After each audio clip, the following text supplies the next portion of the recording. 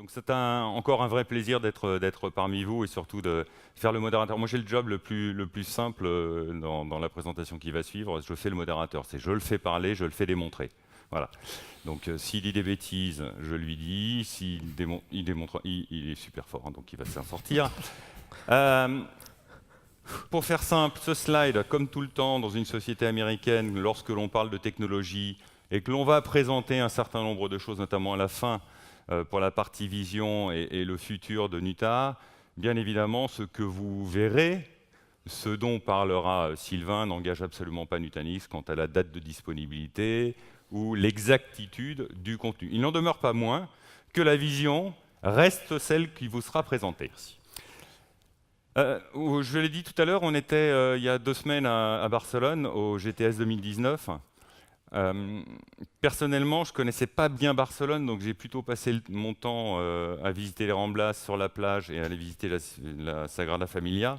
Donc, Sylvain, qu'est-ce que tu peux nous expliquer sur les 10 années d'innovation de Nutanix, et notamment le core? Alors tout d'abord, Nutanix est connu pour être le leader de l'hyperconvergence. Maintenant, c'est un mot qui a été créé par l'arrivée de Nutanix. Des acteurs existaient déjà et essayaient déjà de trouver une manière de simplifier l'infrastructure. La seule chose qu'ils ont réussi à faire, c'était mettre tous les éléments, soit dans le même rack, ou soit dans la même machine.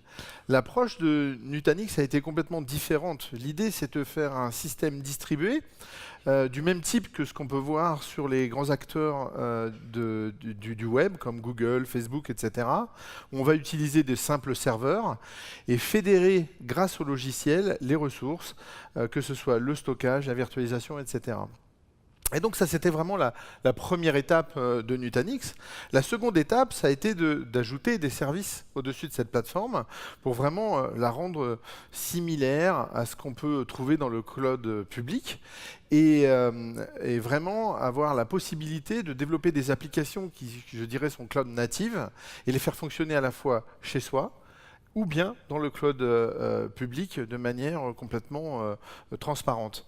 Et l'étape ultime, c'est celle de donner les moyens à nos clients de gérer ces environnements qui sont à la fois internes et externes, avoir une gouvernance en termes de coûts, avoir aussi tous les outils nécessaires en termes de ce qu'on appelle compliance, sécurité, etc., de telle manière à pouvoir gérer ces environnements qui sont complètement distribués, mais là, cette fois-ci, distribués à travers différents acteurs, mais surtout qui ne répondent plus à des mécanismes classiques de gouvernance comme ITIL, etc.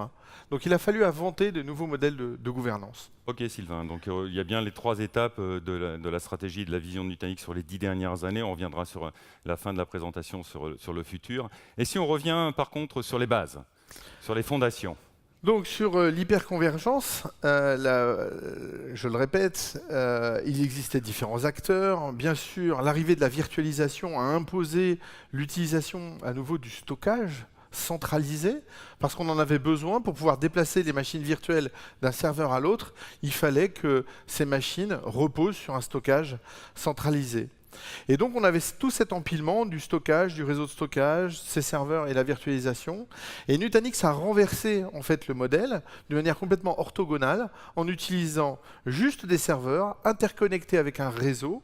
Et c'est le logiciel qui fédère le stockage avec un file system distribué, qui va vraiment apporter à la virtualisation cette capacité d'utiliser un environnement complètement distribué. C'est un peu la convergence entre le grid computing et la virtualisation qui se sont retrouvés à cet endroit, je dirais, il y a à peu près 7 ans. Ok, donc ça, on est dans le cœur de la plateforme.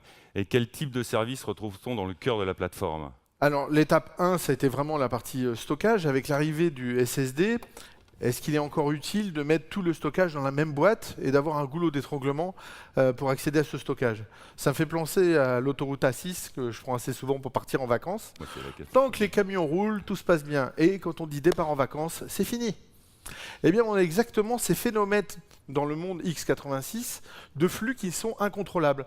Quand on était dans le monde du mainframe, des gros systèmes, etc., on avait des schedulers, on arrivait je dirais, planifier la charge sur les systèmes. Dans le monde x86, c'est pas possible. Tout le monde utilise son système au moment où il en a besoin. Donc, l'arrivée de ces technologies de stockage qui maintenant arrivent avec le NVMe, etc., impose l'idée de se dire on va mettre le stockage à côté des traitements, c'est-à-dire dans le serveur, et on va trouver une manière élégante à la fois de distribuer le stockage et de le rendre résilient pour que toutes les applications, quel que soit leur type, puissent l'utiliser.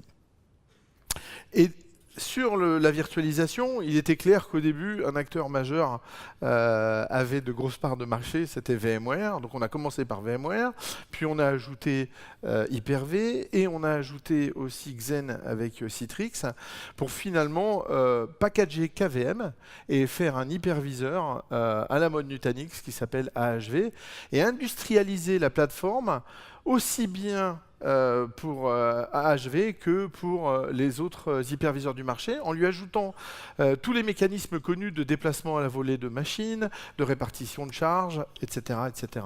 D'accord. Et la vision de l'hyperviseur est complètement masquée par une interface unique, par un tableau de contrôle unique. C'est sûr que quand on prend l'interface de Nutanix, quel que soit l'hyperviseur, on voit exactement la même chose. La grande différence, c'est quand on a AHV, on peut créer des VM, supprimer des VM, etc. etc.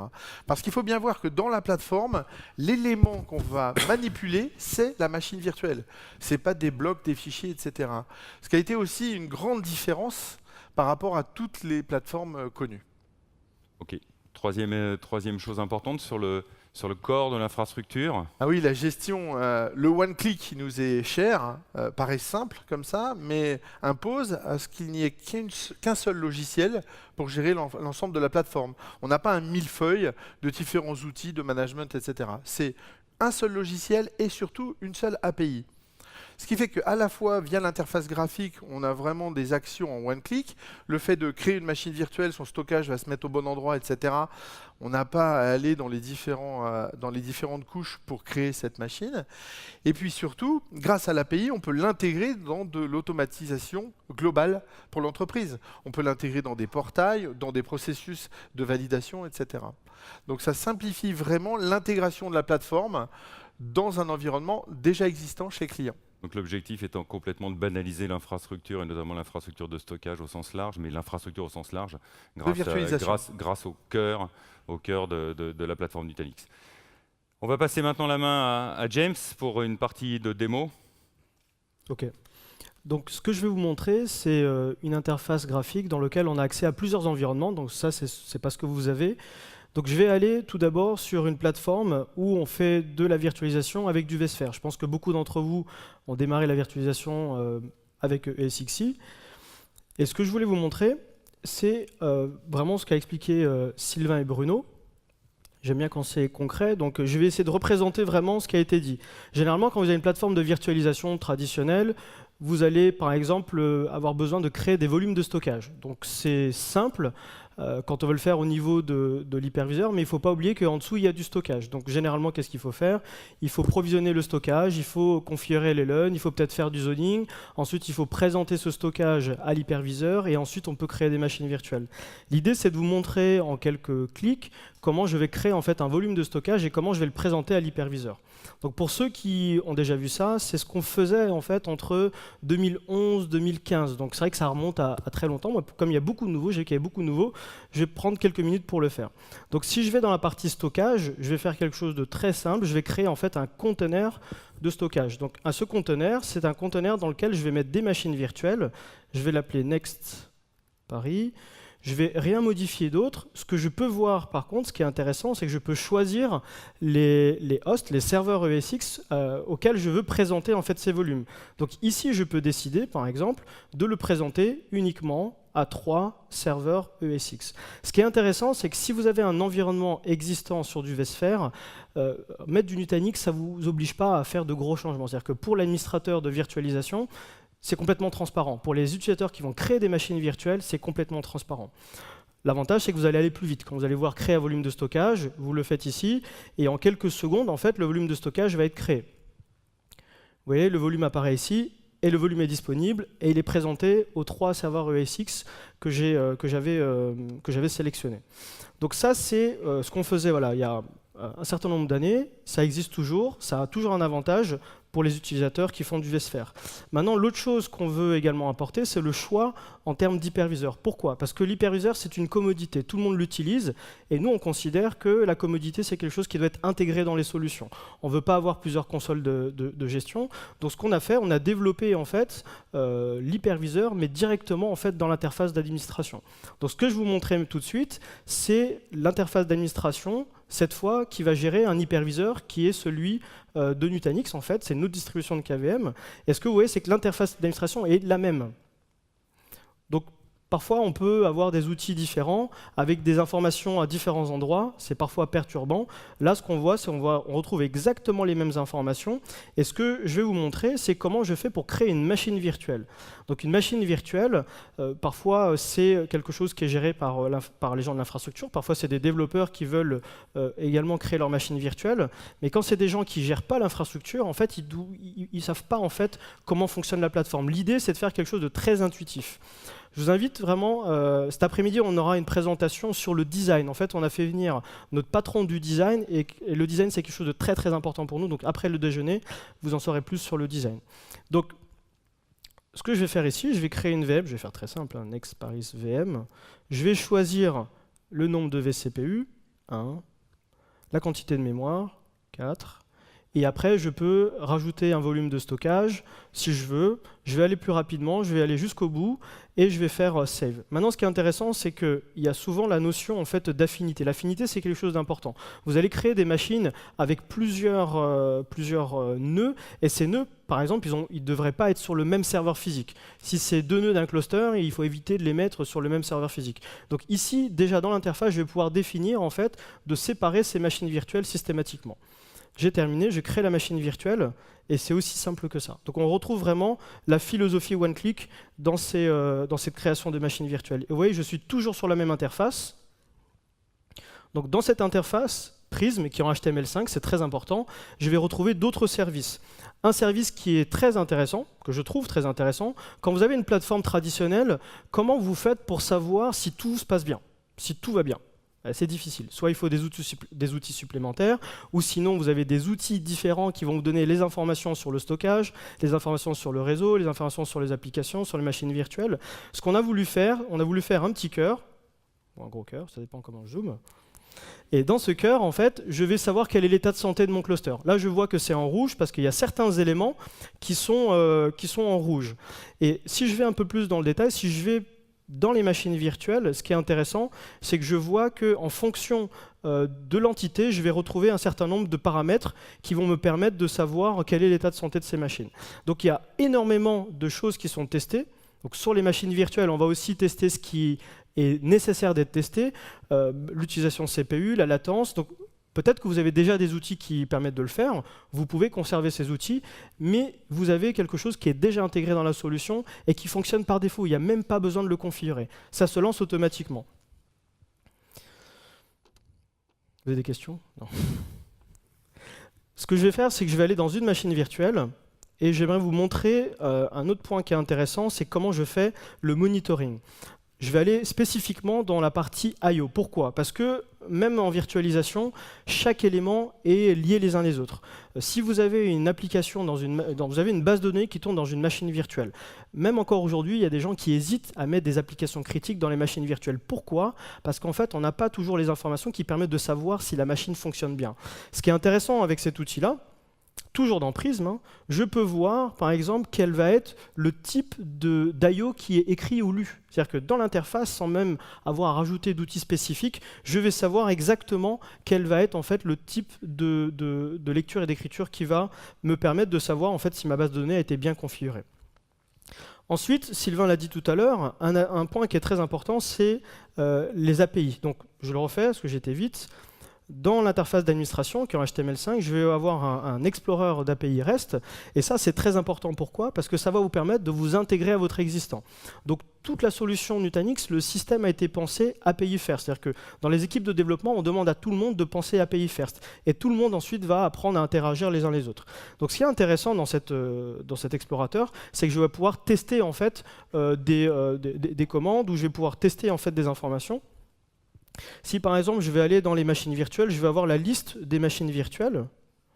Je vais avoir un certain nombre d'informations que je vais pouvoir récupérer. Si je vais récupérer la liste des machines, je vais pouvoir tester en fait ce que je vais intégrer par la suite. Donc là je fais un test, mais je peux déjà le faire sans avoir à faire un certain nombre de lignes de script. Donc vous voyez, là je vais avoir les réponses et j'ai toutes mes machines virtuelles en fait qui s'affichent. Et enfin, la dernière partie que je voulais vous montrer, c'est comment est-ce que je fais pour mettre en place en fait, de la reprise d'activité. Donc volontairement, ce matin, je vais un peu vite, mais cet après-midi, on va prendre le temps de vous expliquer un peu plus de façon approfondie. L'après-midi, ce n'est pas une session pour les gens techniques, c'est une session pour tout le monde. Le brief qu'on s'est donné, c'est l'après-midi de passer 20-30 minutes pour qu'on vous explique à quoi ça peut vous servir. Ce n'est pas de vous faire une formation sur le produit. Donc, oui. Tu me donnes 2 minutes pour la partie sécurité, on va repasser vite fait au slide, Okay. parce qu'il y a 2 aspects pour le PRA. Ok, très bien. Donc j'ai bien retenu le fait que les hyperviseurs soient complètement banalisés, en fait, Oui. et on retrouve exactement la même logique dans le cloud public. On se fiche royalement de savoir quel hyperviseur peut fonctionner chez AWS, Google ou Microsoft Azure, et c'est la même logique sur le cloud privé Nutanix. L'API qui est fondamentale pour rendre la plateforme complètement automatisable. Il faut en rajouter effectivement des aspects sécurité sur la plateforme, sur le cœur de cette plateforme. Sylvain, quel type d'aspect sécurité? Et on reviendra tout à l'heure sur les aspects sécurité à la partie DR. Donc sur la partie sécurité, dès la conception, la sécurité était un axe majeur de développement de la partie stockage et surtout sur AHV. On a même implémenté ce qu'on appelle un moteur STIG. C'est un moteur de règles où tout simplement on peut définir quel port on a le droit d'ouvrir ou pas. Et si quelqu'un vient violer cette règle, automatiquement le moteur va refermer le port en question et va donner l'alerte sur cette action. Donc c'est vraiment quelque chose qui a beaucoup plu au département d'État, par exemple aux États-Unis, mais aussi en France.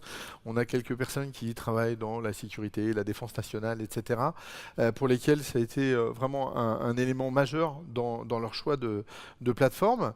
Au-delà de ça, on a ajouté la microsegmentation qui permet d'isoler les machines virtuelles entre elles sans avoir à créer de réseau supplémentaire.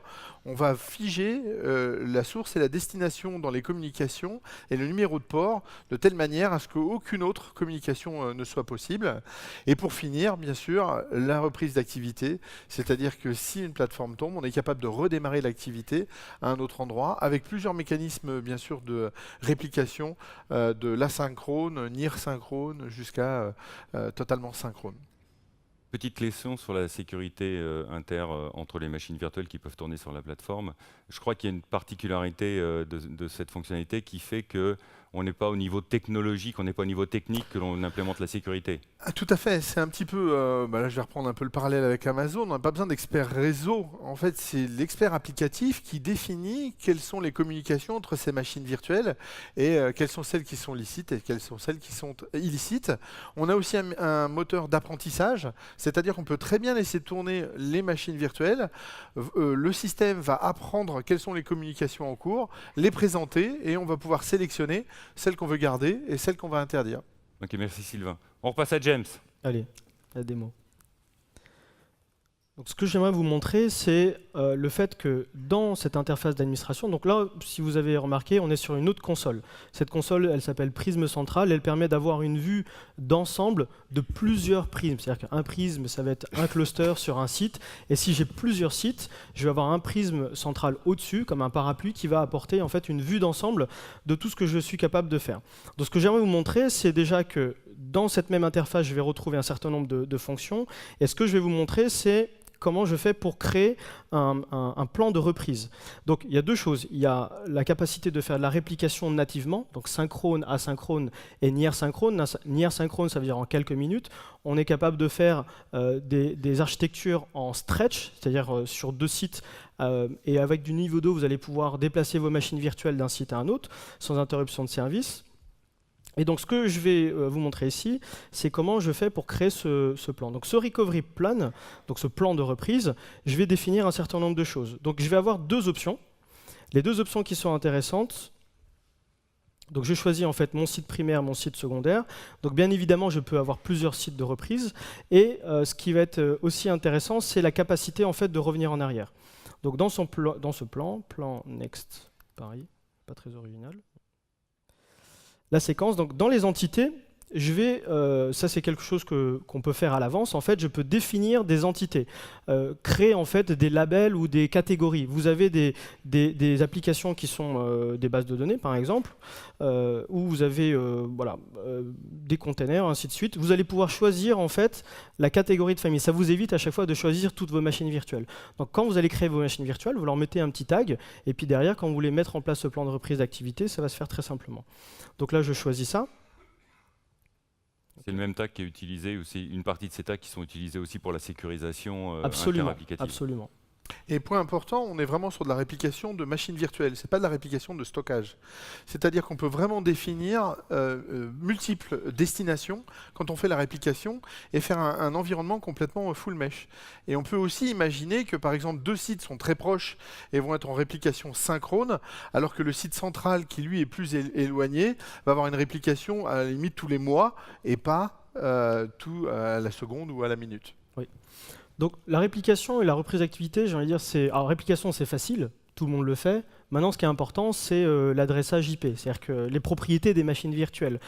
Il faut parfois avoir des outils supplémentaires pour gérer les caractéristiques des machines virtuelles. C'est-à-dire répliquer, vous pouvez le faire avec le stockage, mais votre machine virtuelle, si elle va d'un site à un autre, il faut gérer en fait le comportement de la machine virtuelle. Dans quel ordre elle va démarrer? On ne va pas démarrer les machines virtuelles dans n'importe quel ordre. Et puis surtout, est-ce que j'ai besoin de changer les adresses IP? Et également, nous, on a ce qu'on a la capacité de faire, c'est faire des tests. C'est important de tester, surtout en plan de reprise d'activité. Donc ce que je vois dans cette interface, c'est que je vais pouvoir choisir les réseaux que je vais utiliser pour la production et les réseaux que je vais utiliser pour faire les tests. Sur le site principal et sur le site secondaire. Et voilà, encore une fois, en quelques clics, je vais pouvoir créer en fait cette configuration-là. Donc là, vous avez vu, je n'ai pas été jusqu'au bout. Hop. Et la deuxième, et l'autre chose que je voulais vous montrer, c'est la partie micro-segmentation. Donc dans la partie micro-segmentation, toujours dans l'interface, j'ai ce qu'on appelle les règles de sécurité. Donc je vais définir en fait un certain nombre de règles. Donc j'ai 2 scénarios. Soit je veux sécuriser une application, je sais que je vais attacher en fait des propriétés à ce groupe d'applications, ou je veux isoler en fait un environnement qui est critique. Donc ce que je vais faire, c'est que je vais créer en fait, je vais sécuriser une application.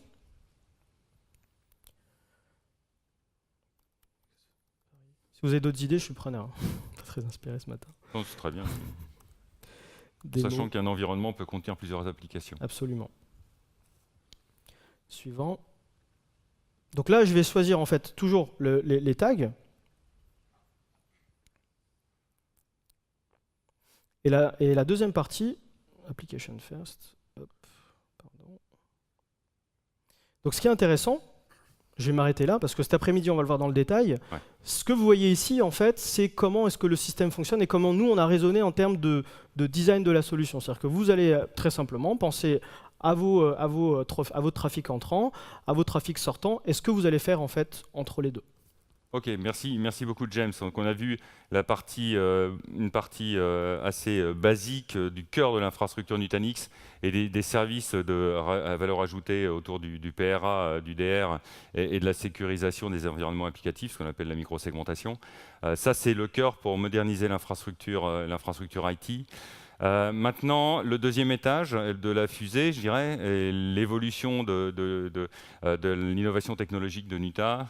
Repasse par le cloud platform. Alors sur cette plateforme, jusqu'à maintenant, on voit que le but initial était de faire fonctionner des machines virtuelles. Donc ce qu'on a fait au-dessus, c'est ajouter des services. Et le premier service auquel on s'est attaché, c'est forcément la partie stockage. Mais cette fois, le stockage pour les applications. C'est-à-dire qu'à la fois avoir des services de stockage en mode volume, des modes de stockage en mode partage de fichiers, et le dernier venu qui est en mode objet à la mode S3. Et donc vraiment avoir cette plateforme de services, quel que soit le type de consommation. Et on peut même imaginer d'avoir des clusters qui ne font que du service de stockage. Si par exemple, j'ai besoin de faire de la sauvegarde. On a dans nos sponsors quelques exemples. C'est-à-dire qu'on peut très bien prendre la plateforme Nutanix comme destination de sauvegarde pour les outils classiques. Typiquement en environnement objet ou fichier. Exactement. Ça dépend des connecteurs, des outils de sauvegarde. Et aussi, de comme l'API est vraiment la même que S3, on peut même imaginer de la migration de données, de la gestion de cycle de vie entre un environnement qui est local et distant, garder en local les informations dont on a le plus souvent besoin et faire migrer vers le cloud celles dont on a le moins besoin. Et pourquoi pas un jour de la migration transparente des environnements fichiers vers de l'objet. Hein, ça te rappelle des choses Oui, ça me rappelle des choses, effectivement. Vas-y. Gestion des applications, alors deux choses, on est capable de packager des applications, donc de faire ce qu'on appelle des blueprints, c'est-à-dire qu'on va pouvoir faire le design de son application, les frontaux web, serveurs d'application, persistance de données, peut-être en utilisant des services, de les packager et surtout d'implémenter les opérations de maintenance sur ces applications. Ce qui permet à des équipes innovantes, par exemple, on a de plus en plus les Chief Digital Officer, j'ai du mal, et ils vont utiliser des technologies qu'on n'a pas forcément l'habitude d'utiliser en data center. Eh bien, ça va leur permettre de laisser libre cours à leur imagination et au choix des briques technologiques, de les packager et de les transmettre à une équipe production qui va pouvoir l'opérer sans besoin de connaître chacun des composants de cette application. Donc, on a toute une offre autour de ce packaging d'applications, incluant les opérations, ce qui est un grand différenciateur. Et de l'autre côté, tout ce qui est persistance de données, le point majeur, c'est bien sûr les bases de données. Donc on est capable de servir des bases de données vraiment à la demande, en provisionnant ces bases aussi bien des bases simples ou des choses très complexes comme Oracle RAC, etc., qui vont être complètement configurées à la volée pour les utilisateurs et ils vont juste préciser leurs demandes et la base va être provisionnée avec ou sans données. Et autre point important, on va être capable de gérer le cycle de vie de ces moteurs de base de données. Et je dirais le Saint Graal, c'est qu'on est capable de faire un espèce de time machine, c'est-à-dire de pouvoir prendre une photo de la base de données quasi temps réel et reprendre à n'importe quel moment la situation dans laquelle était cette base. Et de pouvoir la restituer à quelqu'un d'autre ou l'injecter dans un autre moteur, et ça en quelques minutes. Donc si on compare nos pauvres DBA qui utilisent les outils classiques, logiciels, qui extraient les données, qui réinstallent un autre moteur, qui réinjectent les données, qui mettent plus d'une journée pour faire ça, voire même plusieurs jours parfois, et bien là c'est pour eux quasi instantané, c'est quasi magique. Donc c'est vraiment un axe qu'on a développé, je dirais, ça fait maintenant 2 ans, pour lequel maintenant on a des implémentations en production. Et donc ces copies de bases de données permettent de faire de l'analyse quasi temps réel sans perturber les performances de la production, de faire tout ce qui est business intelligence, etc. Et vraiment c'est une offre qui est assez unique sur le marché. Je le confirme, pour avoir passé du temps ailleurs et pour avoir fait de l'Oracle pendant 11 ans. Troisième point. Ouais, donc les clones et les sauvegardes et les restos, je sais ce que c'est. Troisième point, Manal, qu'est-ce que tu peux nous dire ? C'est vrai que j'avais oublié que tu avais un petit passé Oracle avant. Sur les opérations de management, donc on a bien sûr tout ce qui est capacity planning, etc. Enfin, je dis bien sûr, c'est intégré dans la plateforme de management. Et aussi, on vient d'ajouter une petite fonctionnalité qui, franchement, a fait de l'effet. C'est la capacité de faire des actions de manière automatique en fonction d'éléments qui peuvent être dans la plateforme. Donc si vous connaissez IFTTT par exemple, c'est si quelque chose, alors je fais ça. Et bien c'est exactement ce qu'on a implémenté dans la plateforme, c'est-à-dire que sans aucune notion de programmation, on peut vraiment définir des actions automatisées en fonction de latence, performance, etc. Et James, de toute façon, va vous montrer un petit peu à quoi ça ressemble. Avec brio. Et enfin, la partie sécurisation, en dehors de ce que l'on a vu tout à l'heure, à savoir le PRA ou la sécurisation inter-environnement applicatif au sein de la plateforme Nutanix. Alors la première, on va parler de tout ce qui est sauvegarde. Donc on a tout un écosystème qui s'est formé autour d'AHV. Bien sûr, tout ce qui fonctionne sur les autres hyperviseurs fonctionne sur la plateforme Nutanix de manière transparente, parce qu'il n'y a pas de différence. Les outils de backup s'adressent directement à l'interface de l'hyperviseur.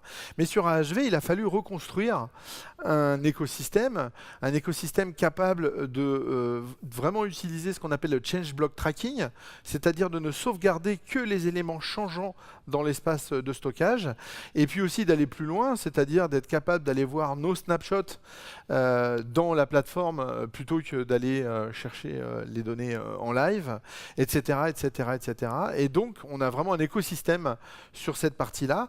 Et de l'autre côté, sur le réseau, l'idée, c'est que quand on crée un VLAN, enfin un réseau virtuel sur la plateforme, automatiquement, les switches sous-jacents répercutent ces modifications.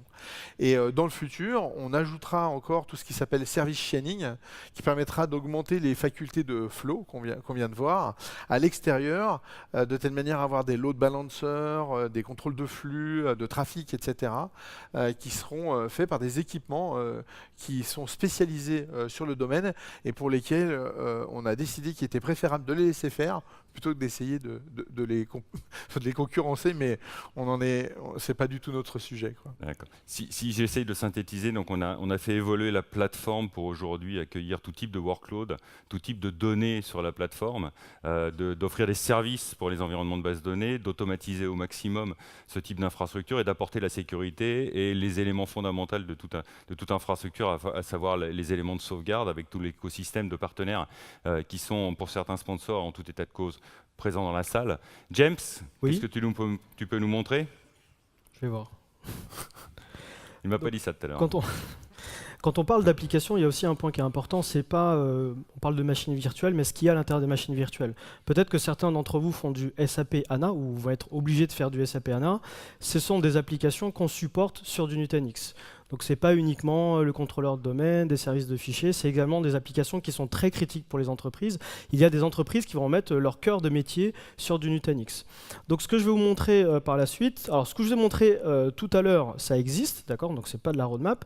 Et ce que je vais vous montrer maintenant, c'est ce qu'il y a également de disponible. Donc si je retourne sur mon interface, donc quand on a une plateforme Nutanix,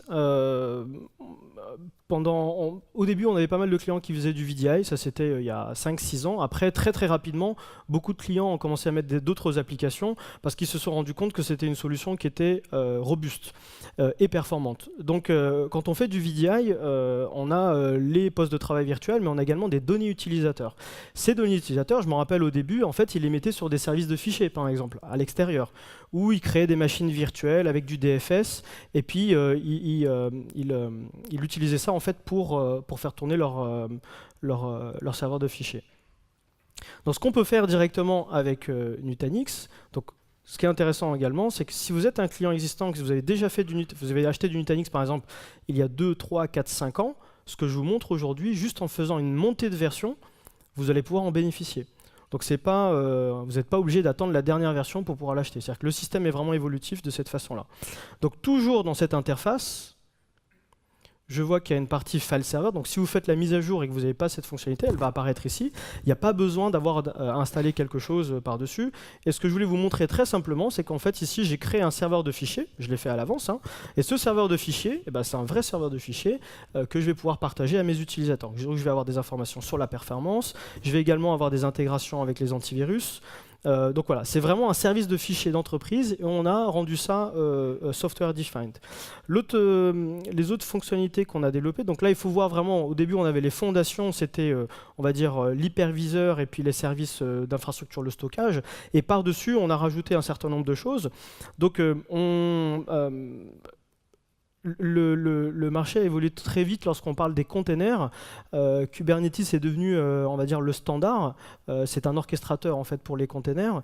Et ce qu'on a voulu faire chez Nutanix, on a voulu simplifier le déploiement en fait des containers.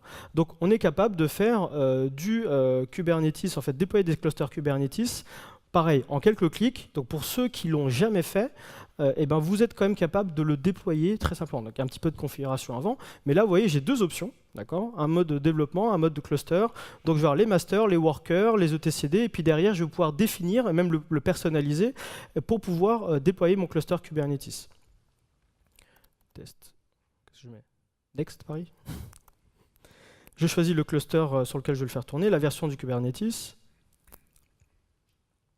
Je vais pouvoir configurer, en fait, personnaliser les paramètres, en fait, soit des machines que je vais faire exécuter ou le nombre de workers, par exemple. Je vais pouvoir définir le système on va dire, de répartition de charge. Donc, vous voyez, on a mis une interface graphique sur quelque chose qui est, si certains d'entre vous ont déjà déployé du Kubernetes ou si vous avez besoin de déployer du Kubernetes, bah avec Nutanix, ça va être plus simple. Donc évidemment, il va falloir avoir un cluster Nutanix pour le faire, mais on est capable de le faire très simplement. Donc je vais avancer un peu plus vite parce que on n'a plus beaucoup de temps. L'autre chose que j'aimerais vous montrer, c'est ce qu'a expliqué Sylvain et Bruno. Donc c'est Era. Donc Era, c'est quoi? C'est un outil qui va permettre d'automatiser le déploiement des bases de données. Combien d'entre vous, est-ce qu'il y a des DBA dans la salle? Des administrateurs bases de données? Un seul? Ok. Ben, on vous aime quand Bienvenue. même. Bienvenue. Non mais je pose la question parce que c'est pas la population en fait à qui on parlait jusqu'à maintenant et on veut s'adresser de plus en plus aux administrateurs bases de données. Donc l'idée c'est quoi? C'est que les problématiques principales, c'est la vitesse de déploiement des bases de données. Ça c'est la première chose parce que c'est complexe, hein, ça peut prendre quelques heures, parfois quelques jours. Et l'autre point c'est que une grande partie des données d'une base de données sont copiées plusieurs fois. C'est-à-dire qu'on fait des copies parce qu'on veut les sauvegarder, parce qu'on a besoin de faire des tests par-dessus. Donc ce qu'on voit par exemple dans l'interface, c'est que j'ai la capacité en fait, j'ai la possibilité en fait d'économiser énormément en termes de stockage, et on va voir derrière comment je vais déployer en fait une base. Donc pour ça, ce que moi j'aime beaucoup, c'est qu'il y a des outils qui permettent de déployer automatiquement les bases de données. Mais aujourd'hui, on est le seul à le faire pour plusieurs types de bases de données. Donc on va faire du Postgre, on va faire du MySQL, du MariaDB, du SQL Server, de l'Oracle. Tout ça depuis la même interface. Donc si je vais faire très rapidement, je vais provisionner en fait une base de données en Oracle. On va faire un cluster rack par exemple de 2 nœuds.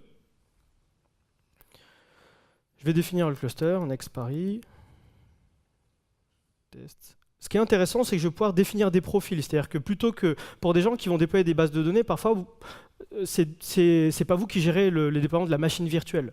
Donc là, on va automatiquement déployer la machine virtuelle et la configurer. Donc ici, vous voyez, j'ai différents scénarios. Donc je vais choisir par exemple le small avec un vCPU et puis 2 vCPU et puis 16 Go de RAM. Et l'autre point qui est intéressant, c'est sur quel réseau je vais le faire tourner cette base de données. Donc ici, j'ai des profils qui ont déjà été configurés. Donc pour celui qui a besoin de déployer la base de données, il n'a pas besoin de se soucier de l'infrastructure. Je fais suivant. Là, je vais rentrer un certain nombre de choses. Donc la base, c'est Next Paris. Next Paris. Next Paris. Suivant. Et tout à l'heure, Sylvain a parlé de Time Machine. Donc c'est vraiment une solution qui va permettre de faire des snapshots consistants. Donc on va utiliser les outils natifs, par exemple d'Oracle, on va utiliser Herman, pour faire des photos consistantes en fait de la base de données. Donc je vais pouvoir définir le nombre de snapshots par jour, je vais pouvoir définir même des jours, des saisons, des jours, des mois, et je vais pouvoir aller vraiment dans le détail de comment je veux protéger cette machine virtuelle. Donc ça prend, on peut voir, hein, des bases qui ont été déployées auparavant, ça va prendre quelques minutes, ça va prendre à peu près une quinzaine de minutes, c'est quand même assez rapide. Ce que je veux vous montrer, c'est ce qui est fait en tâche de fond. Donc on voit qu'il va créer la machine virtuelle, il va configurer la machine virtuelle en suivant les bonnes pratiques, parce que c'est pas toujours évident. Parfois on pense qu'il faut faire un volume de stockage et puis derrière il faut configurer la baie de stockage pour que ça soit rapide, alors qu'en virtualisation, il faut avoir plusieurs disques qui vont travailler en parallèle. Donc c'est exactement ce que fait la solution. Et puis derrière, on va attacher, on va configurer en fait toutes les options avancées en fait d'Oracle pour pouvoir faire des snapshots consistants.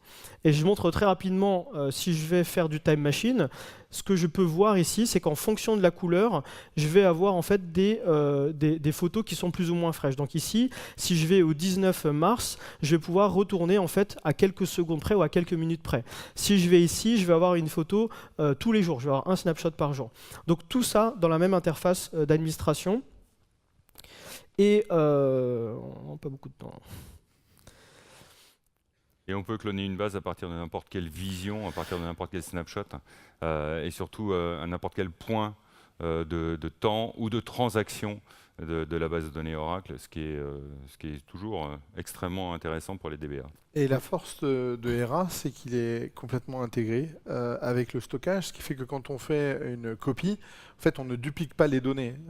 C'est juste une copie des métadonnées. Et celui qui va écrire va rajouter des données supplémentaires, mais au final, on a une optimisation du stockage qui est drastique. Donc on a, à chaque fois qu'on reduplique, c'était 6 fois, 7 fois. Mais si on clone 10 fois la base, ben, on a 10 fois moins de données dans le stockage que les données visibles au total. Ouais. Donc là, j'ai changé d'interface parce qu'en fait, on n'a pas activé, enfin, toutes les clusters ne sont pas à jour. Sont pas au même niveau de version. Donc là, ce que je vais vous montrer, c'est le XPlay, c'est le IFTTT. Donc il y a 2 étapes. La première étape, c'est que je vais définir quels vont être les triggers. Donc je vais sur une machine virtuelle, je vais regarder par exemple le taux d'utilisation et je vais moi définir en fait quels vont être mes critères. Donc je vais définir en fait une alerte. Sur cette alerte, je vais pouvoir décider moi si je veux avoir une alerte critique à partir de 60% et ici une alerte, un warning à partir de 30%. Je vais mettre un nom, donc je vais l'appeler SQL Server VMCPE, mais c'est vous qui décidez de ce que vous voulez faire. Je vais le sauvegarder et ensuite je vais utiliser en fait ça pour faire un trigger. Donc je vais aller en fait dans ce qu'on appelle le Operation Playbook et je vais pouvoir définir en gros quel va être le scénario, quel va être le IFTTT. Donc dans ce playbook, je vais choisir en fait les alertes qui ont été configurées à l'avance. C'était quoi? Ça rappelle? VM, la première. SQL Server. C'est la première. Ah ouais. Donc là, j'ai repris en fait l'alerte que j'ai configurée et en fonction de ça, je vais pouvoir définir en fait les scénarios que je vais faire. Donc je vais pas aller jusqu'au bout, mais je peux l'intégrer avec du Slack, je peux l'utiliser pour envoyer un email, je peux l'intégrer avec des API Google, je peux atteindre la VM. Ce qui peut être intéressant parfois, c'est souvent on met des seuils quand j'arrive à des machines virtuelles, on va dire, qui dorment. Okay, ça c'est bien de le savoir, mais qu'est-ce qu'on en fait de ces machines virtuelles qui dorment? Ce qu'on peut générer comme scénario FTTT, c'est dire que lorsqu'elles dorment pendant une certaine durée, eh ben, je les supprime peut-être, ou je les redimensionne, ou voilà, je vais pouvoir prendre des actions. Donc je vais pouvoir vraiment apporter des actions concrètes à des situations en fait, que je vais pouvoir configurer à l'avance.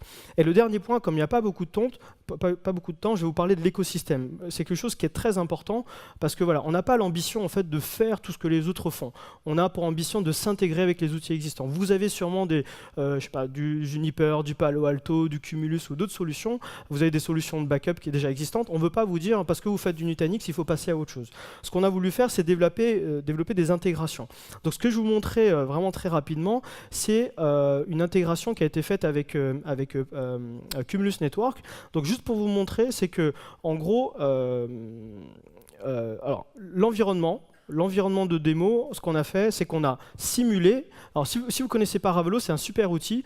Bon, c'est Oracle qui l'a racheté, c'est un bon rachat. Ça permet en fait de faire des environnements virtuels et puis faire des tests. Si vous n'avez pas de plateforme de test chez vous, bah, vous pouvez par exemple faire tourner du Nutanix en machine virtuelle. Là, c'est définir des switches. Là, ce sont des vrais switches dans lesquels on a installé du Cumulus. Et donc, en gros, on a simulé en fait, un cluster avec 3 clusters Nutanix, 2 switches avec du Cumulus. Et derrière, je vais pouvoir faire des tests. Donc, l'intégration qu'on a concrètement, c'est que lorsque je crée une machine virtuelle, les règles, par exemple, les VLAN vont être distribuées également sur les switches physiques.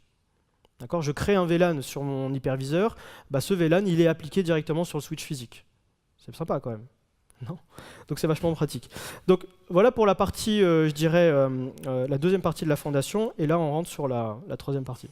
Merci James. Donc si je résume, plateforme d'hyperconvergence, on a rajouté tout un ensemble de services pour rendre la plateforme complètement opérationnelle pour supporter n'importe quel type de workload, y compris et bien sûr les environnements de base de données. Tu parlais de Sapana. Sapana, on a été la première plateforme d'hyperconvergence. Excuse-moi Bruno, on dit SAP. Les puristes disent SAP. SAP. Voilà. HANA. On a été la première plateforme d'hyperconvergence à supporter SAP, HANA, et être certifié par SAP sur la plateforme. Donc ça, c'est un point fondamental. Dernier élément de l'évolution des technologies. Donc cette approche multi-cloud, donc, si tu veux bien passer le slide. Je veux bien.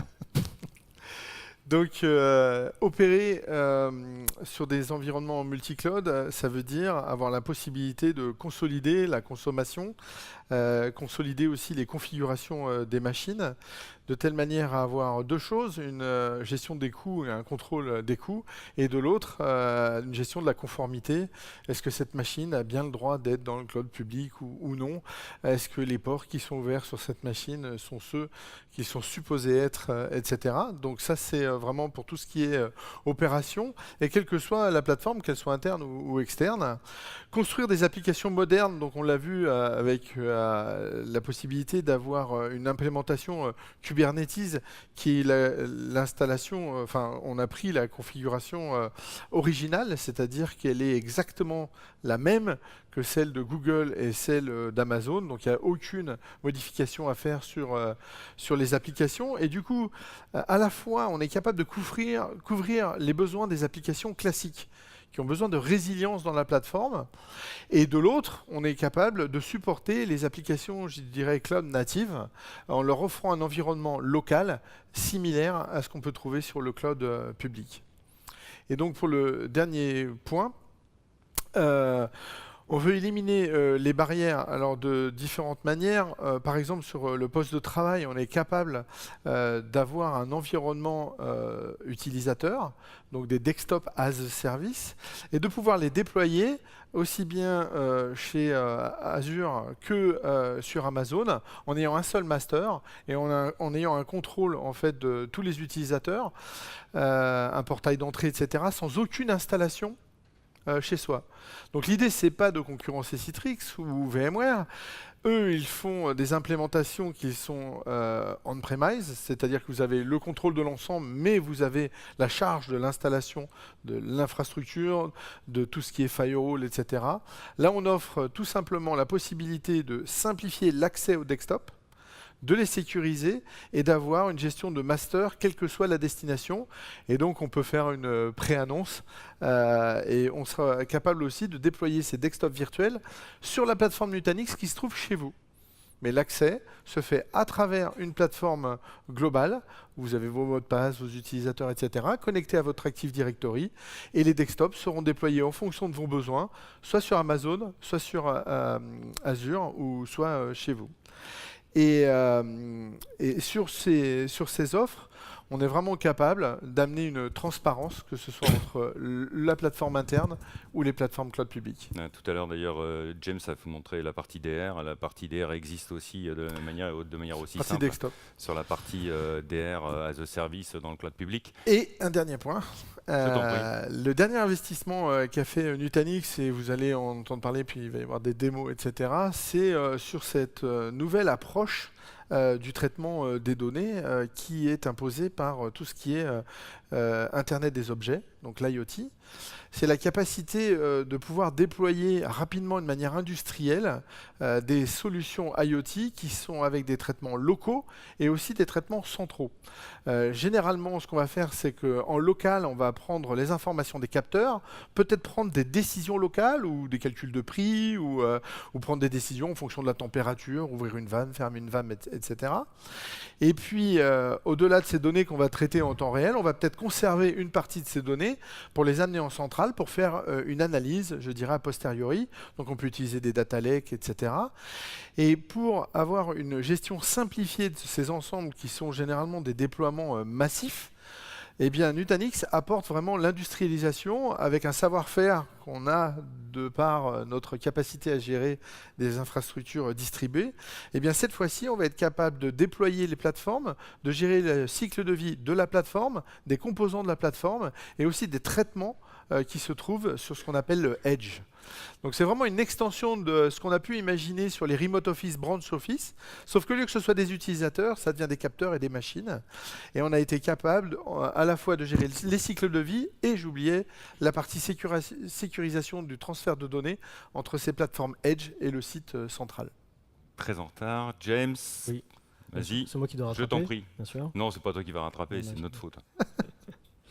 Donc, ce que j'aimerais vous montrer, je vais pas. Alors, cet après-midi, on va vous parler en fait de desktop as a service. On va vous parler de BIM. On va parler de gouvernance en fait des coûts. On va vous parler de disaster recovery.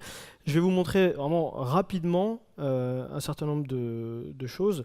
La première chose que j'aimerais vous montrer, c'est donc cette acquisition qui a été faite il y a un peu moins de 2 ans.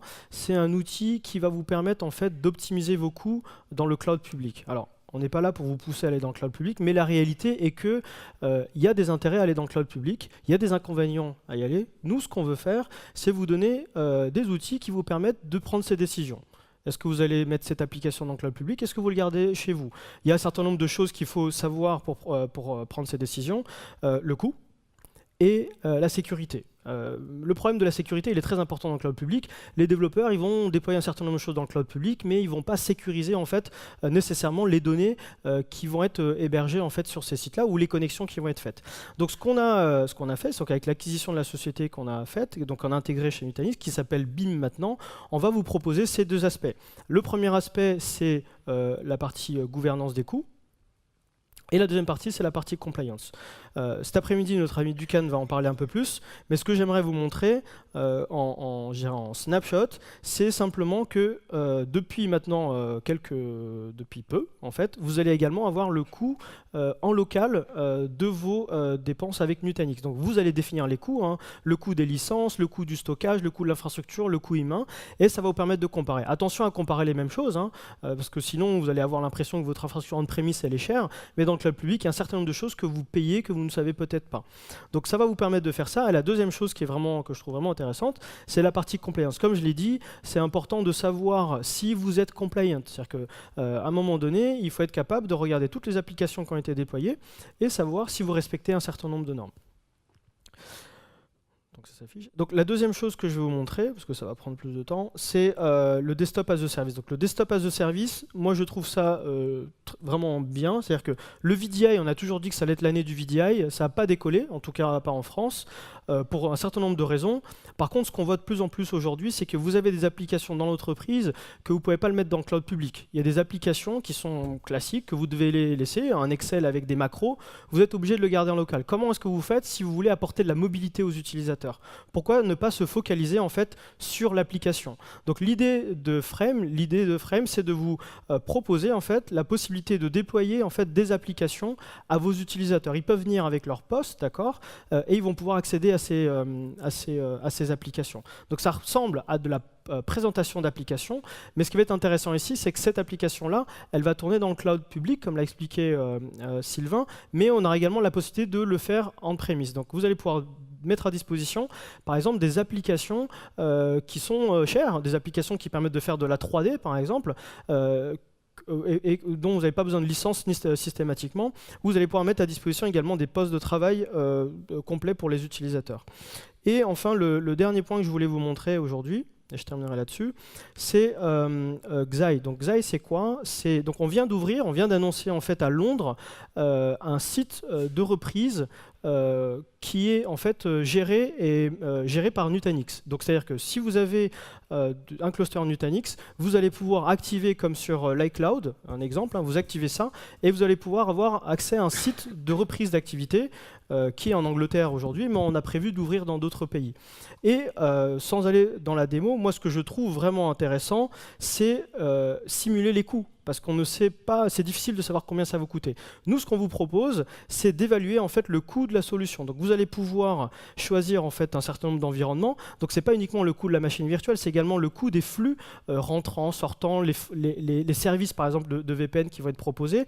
Vous allez même pouvoir importer vos données en fait locales. Vous avez un cluster Nutanix, vous pouvez estimer en fait le coût de la solution. Et donc, vous allez regarder, alors moi j'ai regardé dans le détail, hein, c'est assez bien fait, on va retrouver un certain nombre de coûts qui sont vraiment des coûts réalistes, et derrière ça vous permet de vous projeter et éviter de vous retrouver avec des mauvaises factures, enfin des factures auxquelles vous attendez pas, et voilà. Merci beaucoup James. Alors toutes les solutions, tous les produits qu'a démontré rapidement James, parce que malheureusement on était pris par le temps, bien évidemment il y a des ateliers cet après-midi où on rentre un peu plus dans le détail sur un certain nombre de ces fonctionnalités, et c'est ces pas services. technique, c'est pour tout le monde. Hein. Absolument. Voilà. Oui, absolument. Et où il y a bien évidemment les boosts. Pour retracer les 10 ans de Nutanix et les années à venir, Donc rapidement, sur les premières années, eh bien, c'était la plateforme Enix, hein. D'ailleurs, tout le monde pensait qu'on était vendeur de matériel, alors qu'on a toujours été une solution logicielle, mais on a décidé de la packager au début dans une seule plateforme, de telle manière à avoir l'expérience utilisateur la meilleure possible. Et on s'est adressé, bien sûr, à la partie data center principale. Ensuite, on a signé les accords OOM, où maintenant, aujourd'hui, on a Dell, Lenovo, Fujitsu, IBM. J'oublie personne. non. Bon. Et bien sûr, tout ce qui est Remote Office, Branch Office, avec des configurations qui étaient un peu plus petites.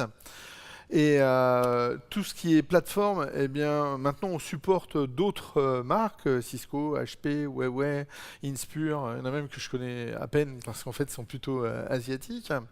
Et ensuite est arrivé l'accord avec Google. Donc avec Google Cloud Platform, où on a maintenant des clients qui utilisent du Nutanix sur la plateforme Google. Là, il vient d'en parler James, c'est la partie Disaster Recovery as a Service, qui est un service opéré par Nutanix. Il faut bien voir comme une extension de la plateforme interne. Et puis, de l'autre côté, on t'a été vite là, sur la partie cloud public et Edge. Donc, non, mais si on se projette un petit peu sur ce qu'on va faire sur les 3 années à venir, vas-y, tu peux cliquer. Donc, sur Azure, on a déjà des pilotes qui fonctionnent. Sur Azure en bare métal et sur AWS en bare métal, on est capable de faire tourner du Nutanix. L'idée, c'est de pouvoir héberger vos applications classiques qui ont besoin de résilience par la plateforme, parce qu'elles ne sont pas cloud native, elles ne sont pas distribuées, elles ne sont pas tolérantes à la panne. Si un des composants tombe, il faut qu'en fait il redémarre. Et bien c'est ce que va apporter cette implémentation de Nutanix chez les opérateurs de cloud.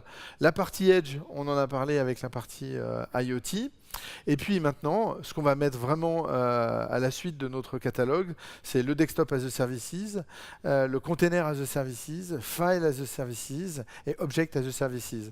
Donc vraiment avoir l'extension de ces services Nutanix dans le cloud opérés par Nutanix pour nos clients. Donc voilà la vision que l'on a pour les 3 années qui viennent. Merci beaucoup James. Une petite conclusion? Oui, donc l'idée originale de Nutanix, c'était vraiment de rendre l'infrastructure invisible. Et donc, on a appelé ça l'hyperconvergence d'infrastructure. Là, l'idée, c'est de rendre le cloud complètement invisible, qu'il soit externe, interne, et quel que soit l'opérateur. Et donc, on est avec cette idée d'hyperconvergence du cloud. Merci beaucoup James pour les démos. Merci Sylvain, j'ai réussi le tour de force de faire travailler mes patrons et de rien faire. Merci à tous.